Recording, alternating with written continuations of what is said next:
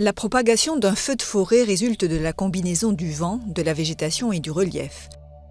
Le vent attise les flammes, oriente le sens de propagation et transporte des tisons ou des particules incandescentes qui vont permettre au feu de sauter des routes ou des pare-feux.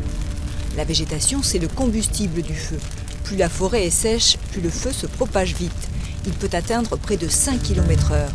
La vitesse augmente d'autant que la forêt est broussailleuse et que le sous-bois n'est pas nettoyé. Les tapis de feuilles séchées sur le sol sont un excellent combustible. Dans les reliefs, les montées favorisent l'accélération du feu alors que la descente est une zone de ralentissement. Dans les zones à fort risque, un guet aérien est mis en place jour et nuit si nécessaire. Dès qu'un feu est détecté, les trackers larguent leur charge d'eau mélangée à un retardant, un sel inifugent qui retarde la combustion des végétaux. Si le feu se développe, la noria des Canadair, avions aux capacités plus importantes, commence. Les avions bombardiers larguent leurs 6000 litres d'eau sur le feu. Au sol, les pompiers entrent alors en action en coordination avec le poste de commandement afin de ne pas se faire blesser par les tonnes d'eau déversées.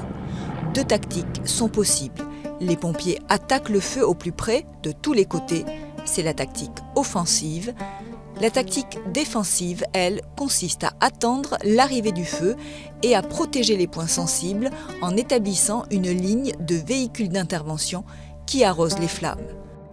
Dans certains cas, dans des zones inhabitées, les forestiers peuvent allumer des feux tactiques sous le contrôle des pompiers.